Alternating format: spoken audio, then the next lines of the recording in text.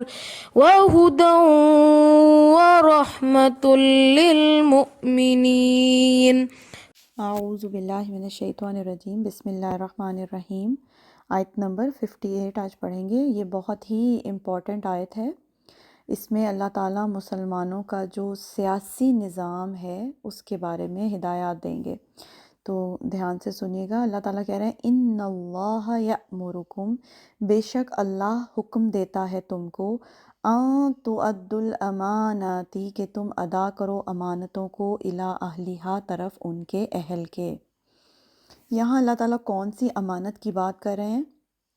یعنی اگر تمہیں یہ چوائس دی جائے کہ تم اپنی قوم کا، اپنے ملک کا حاکم چن لو، اولو الامر چن لو، وزیر چن لو، جسے پرائم منسٹر یا پریزیڈنٹ کہتے ہیں، تو اس چناؤ کو اللہ تعالیٰ امانت سے تشبیہ دے رہے ہیں۔ یعنی اگر تمہارے ہاتھ میں مشورہ دینے کا اختیار ہو کہ تم کس کو اولو الامر یا اپنا حاکم بنانا چاہتے ہو اپنی قوم اور ملک کا، تو تم کیا کرو؟ اہلیت کو دیکھو کہ کون اہل ہے اس منصب کا۔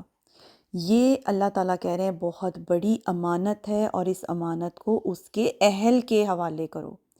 ہر انسان اگر اس سے مشورہ لیا جائے تو اسے چاہیے کہ پوری خلوص نیت کے ساتھ اپنی سوچ اور سمجھ کے مطابق جو اس کو لگتا ہے کہ اس منصب کا اہل ہے، اس کو چاہیے کہ اس کا وہ چناؤ کرے۔ لیکن ظاہر ہے کہ ہر انسان اپنی سمجھ کے مطابق ہی فیصلہ کرے گا، اور کسی کی بھی جو سوچ اور سمجھ ہے وہ کامل تو ہے نہیں۔ تو کم از کم جو انسان خلوص نیت کے ساتھ قوم کا فائدہ دیکھتے ہوئے جو اس کو اہل لگتا ہے اس کو وہ چنتا ہے اپنا حاکم، تو کم از کم اس کو اس کی ایمانداری کا ثواب لازمی ملے گا۔ یعنی یہ جو ووٹ دینا ہوتا ہے نا، میں ایزی کر کے بتاتی ہوں، جو ووٹ دیا جاتا ہے، ووٹ دینا ہی امانت اس کے اہل کے سپرد کرنا ہے۔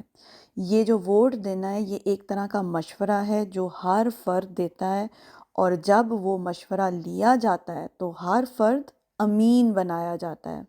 اس کے پاس اس کا جو ووٹ ہے وہ امانت ہے، اور اس کو یہ دیکھنا ہے کہ یہ امانت وہ اس کو دے جس میں صلاحیت ہو، قابلیت ہو، جو اہل ہو اس کا۔ یعنی اس میں کسی قسم کی کوئی سفارش، طرفداری، رشتہ داری یا کوئی اپنا ذاتی مفاد نہیں دیکھنا، نہیں تو یہ قوم کے ساتھ خیانت ہو جائے گی۔ دیکھنا کیا ہے کہ کون انسان باصلاحیت ہے، حقدار ہے، اہل ہے، اس کو چن لیا جائے۔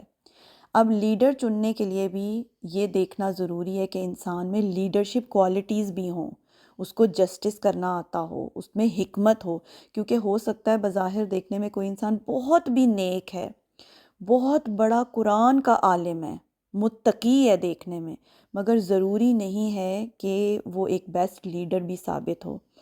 لیڈر کے لیے بہت ضروری ہے کہ اس میں کچھ صلاحیتیں ہوں، لیڈرشپ کوالٹیز ہوں، تو ہی اس کو جو ہے وہ لیڈر چنا جائے۔ کیونکہ ویسے بھی لیڈر جو ہے بننا آسان کام نہیں ہے، یہ ایک بہت بڑی رسپانسبلٹی ہوتی ہے، کیونکہ لیڈر کے اوپر پوری قوم، پورے ملک کی ذمہ داری ہوتی ہے اس کے کندھے کے اوپر، اور اس سے اس ذمہ داری کا سوال کیا جائے گا۔ اب آج کل تو آپ دیکھتے ہیں نا کہ ہر کوئی ووٹ لینا چاہتا ہے، اور ہر کوئی کرسی کے پیچھے جو ہے کیسے بھاگ رہے ہیں لوگ اصل میں پاور اور مال دولت کے پیچھے بھاگ رہے ہیں۔ یہ بھول گئے ہیں کہ یہ دونوں ہی چیزیں جو ہیں ایسی ہیں، یہ انسان پر بہت بڑی بھاری ذمہ داری ہیں۔ لیڈر بننا آسان کام نہیں ہے۔ خیر یہاں پر اللہ تعالیٰ یہ کہہ رہے ہیں کہ اگر تمہیں امین بنایا جاتا ہے اور تم سے مشورہ لیا جاتا ہے، تمہیں ووٹ دینے کا حق دیا جاتا ہے، تو امانتیں اس کے اہل کے حوالے کرو۔ وَإِذَا حَكَمْتُمْ بَيْنَ النَّاسِ، اور جب تم فیصلہ کرو لوگوں کے درمیان۔ یہاں اب عدالتی نظام کے بارے میں اللہ تعالیٰ بات کر رہے ہیں، حالانکہ یہ بات نہیں کی اللہ نے عدالت کی، لیکن بات سمجھ میں آ رہی ہے کہ جب تم لوگوں کے درمیان فیصلہ کرو، یعنی تمہارا عدالتی نظام، عدلیہ کیسی ہوگی؟ جب تم لوگوں کے درمیان فیصلہ کرو، ان تحکموا بالعدل، یہ کہ تم فیصلہ کرو انصاف کے ساتھ۔ یعنی فیصلے کیسے ہوں گے، کس بنیاد پر ہوں گے؟ عدل اور انصاف کے ساتھ، نہ کوئی مصلحت ہو، نہ کوئی طرفداری کی جائے، نہ کوئی سفارش ہوگی، نہ کوئی جھوٹی گواہی ہوگی، عدل اور انصاف کی بنیاد پر فیصلے ہوں گے۔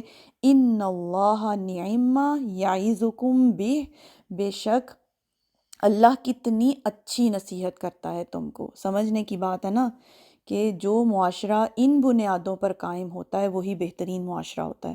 اللہ بہترین نصیحت کر رہا ہے، ان اللہ کان سمیعا بصیرا، اور بے شک اللہ ہے سننے والا اور دیکھنے والا۔ آیت تو آسان ہے، آئی ہوپ کہ سمجھ آ گئی ہوگی۔ تو آج کے لیے اتنا رہنے دیتے ہیں۔ سبحانک اللہم و بحمدک، اشہد ان لا الہ الا انت، استغفرک و اتوب الیک۔